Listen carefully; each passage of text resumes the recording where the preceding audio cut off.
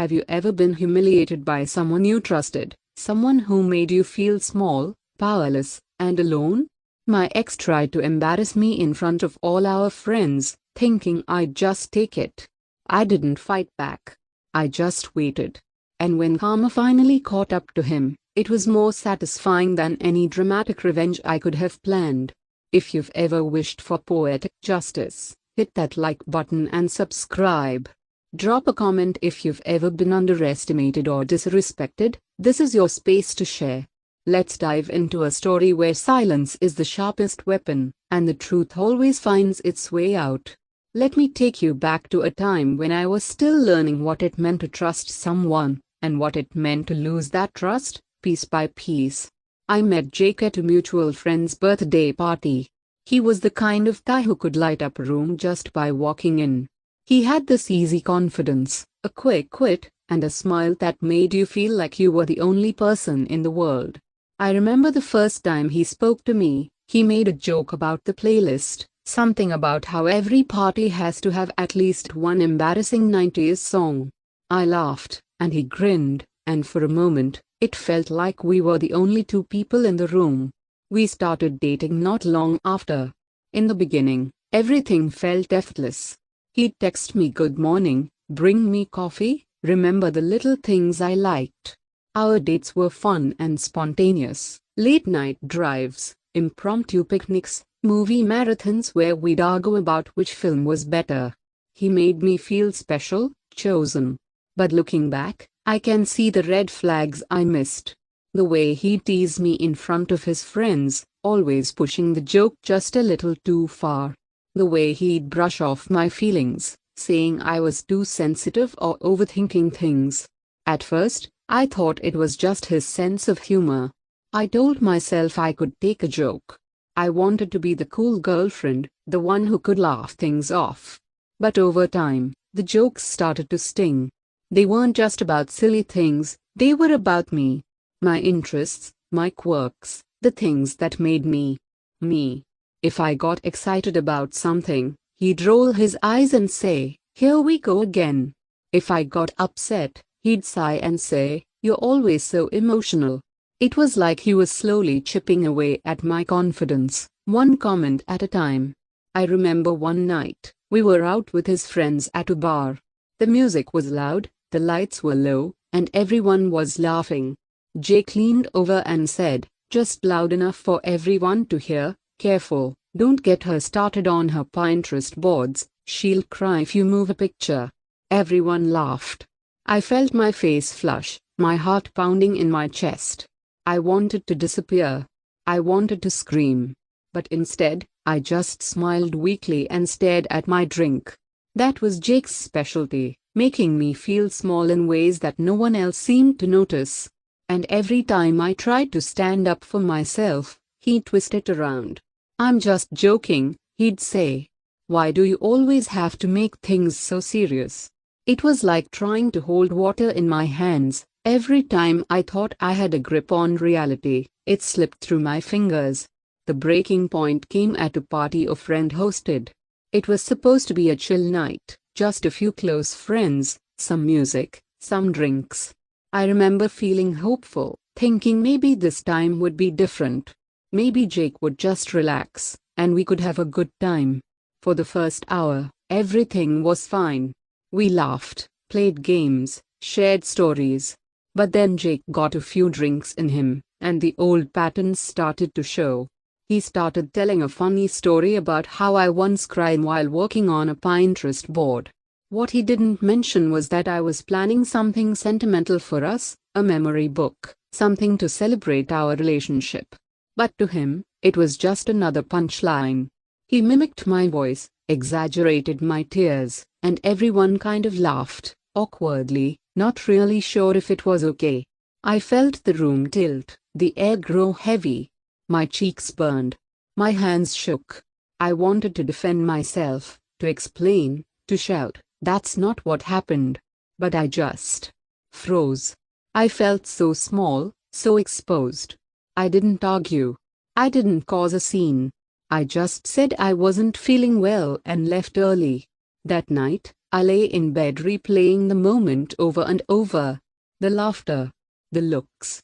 The way Jake smirked, so sure of himself. I felt humiliated, but more than that, I felt invisible. Like my feelings didn't matter. Like I was just a prop in his story. The days after the party were a blur. Jake texted me, asking if I was over it yet. He said, "You know I was just joking, right?"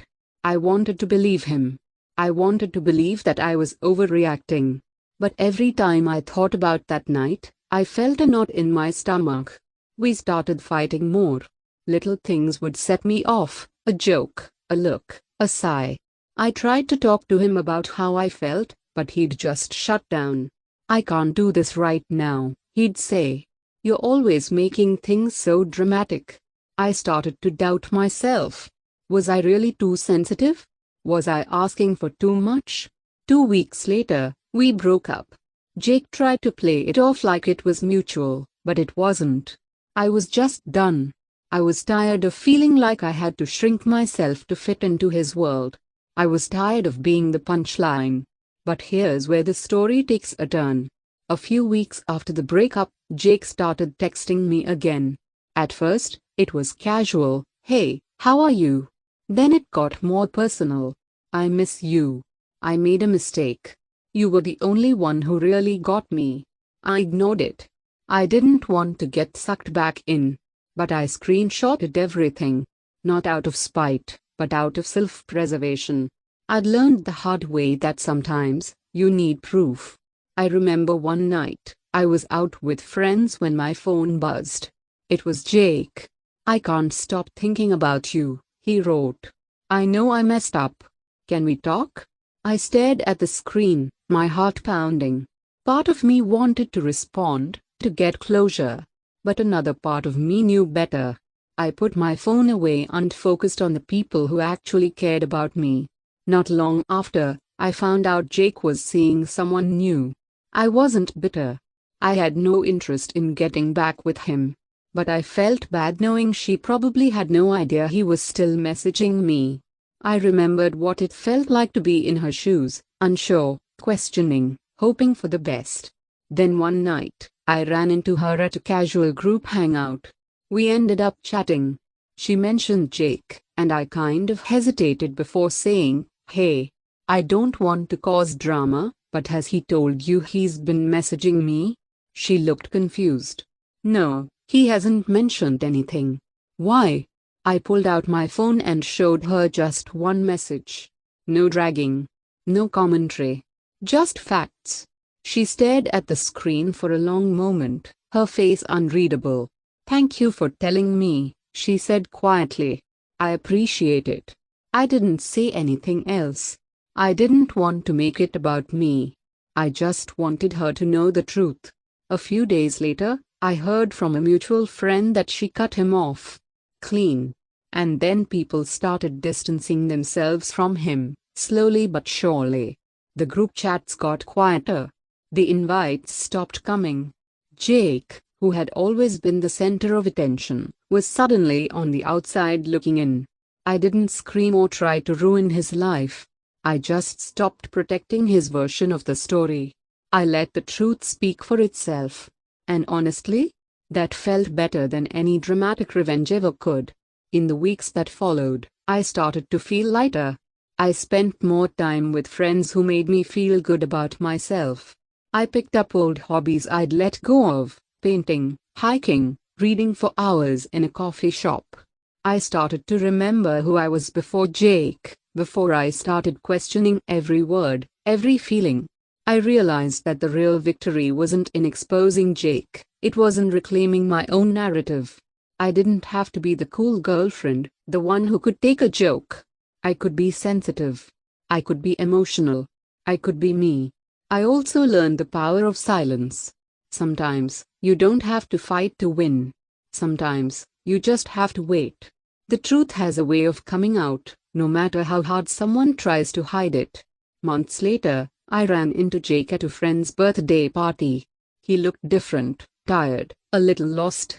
He tried to make small talk, but the conversation felt forced. He asked how I was doing, And I told him honestly, I'm good. Really good. He nodded, looking down at his drink. I heard you talk to Sarah, he said, referring to his ex after me. I did, I replied. She deserved to know the truth. He didn't argue.